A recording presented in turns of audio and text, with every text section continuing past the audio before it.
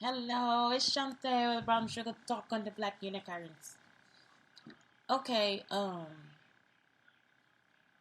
me tell you, today is Wellness Wednesday, and I was fortunate when I first started teaching. I was at a school that said go into the community. Now, when I first started teaching my job, I was like, I lived in the community that I taught it. But the second time, well, not teaching, I was just like a paraprofessional. I lived in that community. So I knew the community, I knew what was going on. But then when I worked in the community, they would say, go in the community, like eat the food, all this stuff. And I didn't care because it was such a rich community, okay? Look poor, like East St. Louis, but it was still like it was a rich community, like with people and all the stuff that was going on. They had crime in the community, like people's houses would get broken into, different things would happen. And at that time, it would be like in the Hispanic community, most of the crime is committed by other Hispanic people. So, um, the best thing about it was the kids that in my classroom came from like really good families. Okay.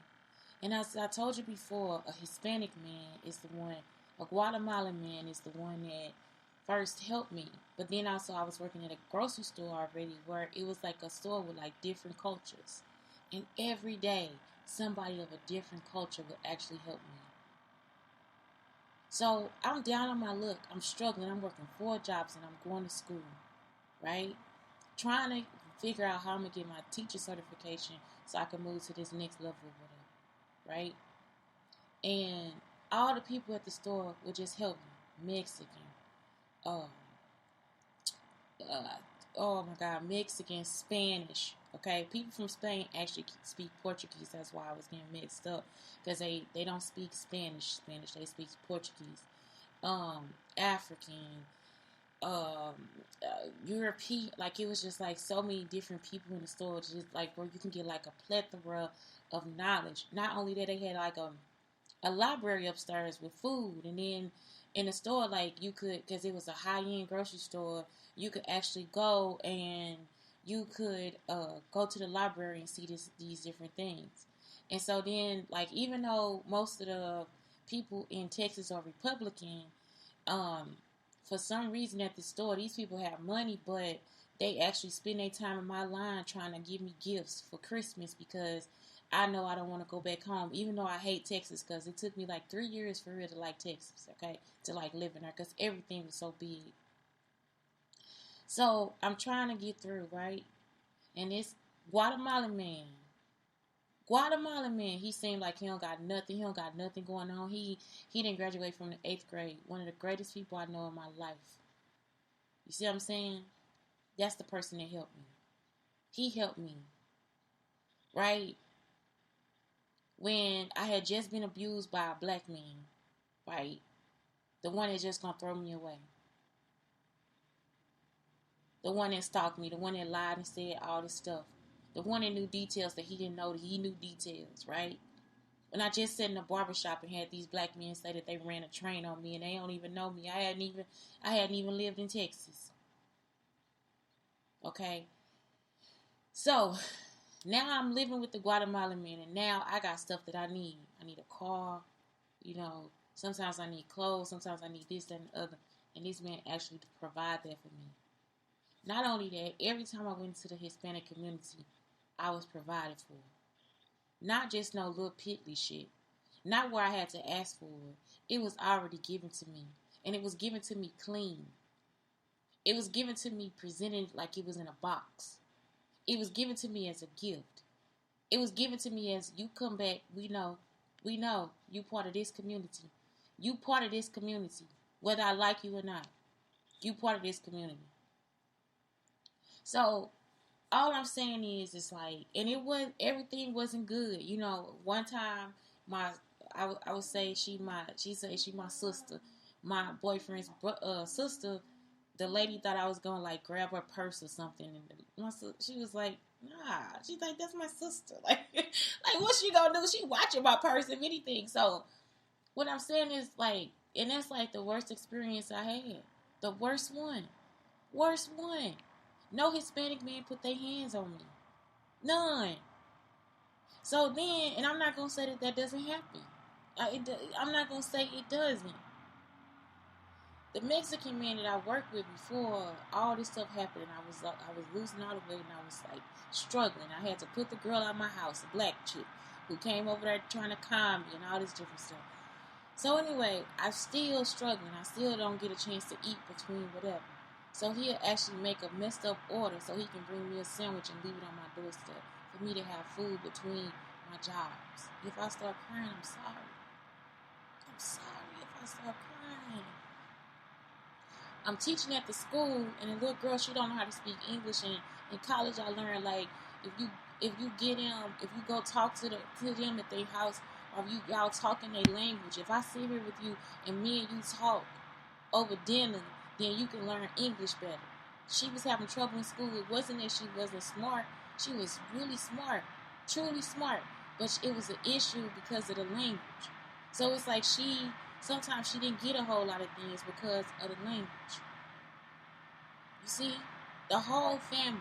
Her cousin was in my classroom too.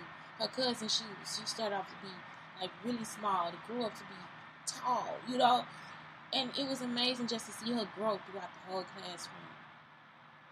And so I say that to you because when I didn't have nobody, when I was at my lowest point in my life, when couldn't nobody help me pay my rent, when my car was messed up, when I couldn't make the money, when I did anything, Hispanic people taught me a different way of life. Now y'all can look down on them all y'all want to, but Hispanic people can actually teach us how to stay together and help each other. Not only them, Caribbean people too. So that's what I used to teach my kids in class, like how cultures actually do overlap and cross each other. But evil does too. That's why I say some of this stuff is just not about your color. It is about your character, even though the color is the issue. Because a lot of you will put more into hate. A lot of hate. Now let me tell y'all this too. I grew up with kids from the projects. And so my father too. I'm honest about it. I'm sorry to say. When I grew up, the first time I saw prejudice was from my father, because my mother didn't speak bad about other cultures. You see what I'm saying? In our house, it was just whatever. It was anything goes. They ain't really check on us or nothing like that, but it just wasn't never no hate towards another culture. So the first time I saw that was with my dad and my stepmom. I couldn't play with the Hispanic kids because they was outside playing in the water in a ditch, and that was just, oh my God, that was just gross. And so that made them nasty, and I couldn't play with them. All right, cool. I never had anything against Hispanic people. That's just their opinion. So now I know in this situation, I could grow up in a house with people and they could feel totally different about something than I do. The words that they said never even touched me. Like it never was something that I was like, oh yeah, I'm going to do that for the rest of my life. It's like I didn't even take that on. It was almost like it bounced off me. Rubber bullets bouncing off me. Don't they give you a whole different situation? Rubber bullets. That's a rubber bullet. Right? So then it hurt. But it's like, you don't even know why it hurt yet. You don't know. You don't know. So then we live in an all-black neighborhood. Again, nobody out there is saying white people this, black people this, that, and that. There's nothing. Okay? We moved to Cahokia. And that's, again, a sign of racism. Oh, actually, before Cahokia, we moved to Washington Park. And because we were in a trailer park, this boy used to come steal our bike and call us niggas. My stepdad said, okay, that's what they do. Watch them. Every time they ride past, nigga, nigga, nigga, nigga, nigga, nigga. Nigga, nigga, nigga, nigga, nigga, nigga, nigga. And we looking at them like, they really want the bike no way. The fucking wheel on it is bent. You niggas want to steal the fucking bike. We niggas, but you want to steal the bike. So at this point, if we looking at the dictionary, it's an ignorant person, a person that don't have knowledge. So you worse off than we are. Because after that, we moved out. We was able to go. So now we done moved to Cahokia. We stand on the corner at Cahokia, and this girl drive by. She say, Get out of our way, you niggers. Now, how we in the way and you in the fucking court and we on the corner looking at you? Get out of our way, you fucking niggers. Again, rubber bullets. You understand what I'm saying? So then we get to Darryl Strawberry. He on cocaine. We gonna be blamed for that too. They done blamed us for Darryl Strawberry. We came into the bar and he said, "Are you Darryl Strawberry's kids?" McCartney. Again, rubber bullets. So I'm at this school too, right?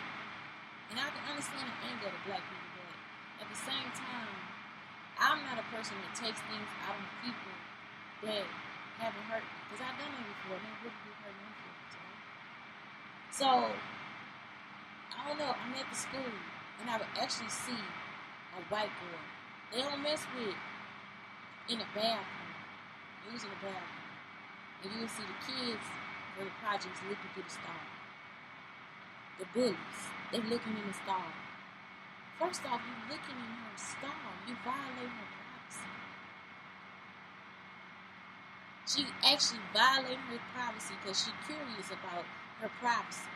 Right? A tampon. She's curious about a tampon. So she watching the girl put the tampon inside of herself.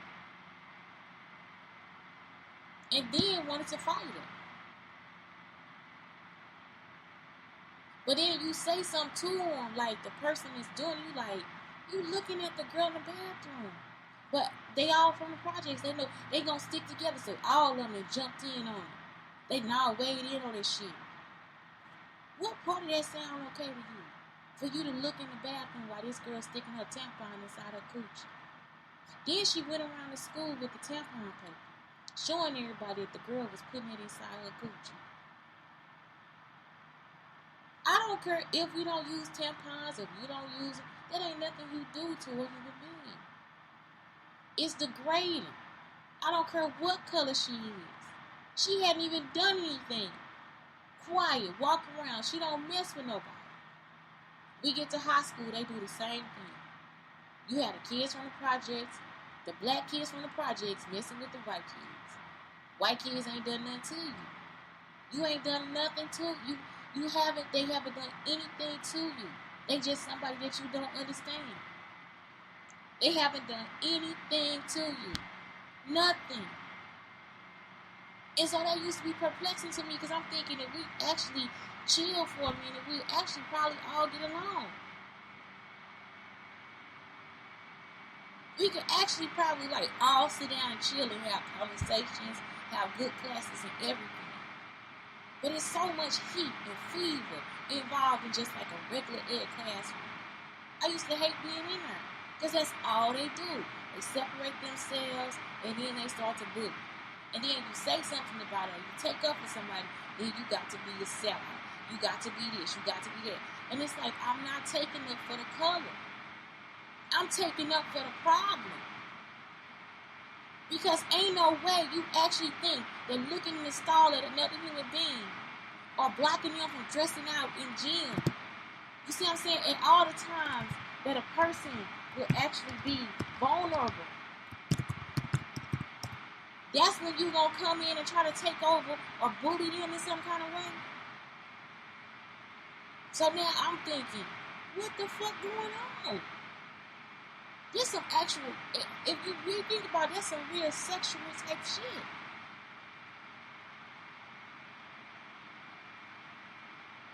And so then, again, you take up for somebody, then it's a problem. Not only then a bully, she want to cling to me. But she the one that started the fight in middle school. You see what I'm saying? She don't think I know that. Clara McMahon. I told her Akima looked like she had a big top and a little bottom. That was the truth. She had some big titties and no ass. That's the truth. Clara told her she beat me up after the bush. It's gonna come up to me and hit. What do that make? What sense do it make? But now in high school, me and you, we tight. No, we not. We can't be. You the type of, you a snitch. If we supposed to be friends, you a snitch. But you from the projects. And y'all the baddest motherfuckers in town. That's all I'm trying to tell you. Like, it's like, the shit y'all do, man. And y'all ain't even thinking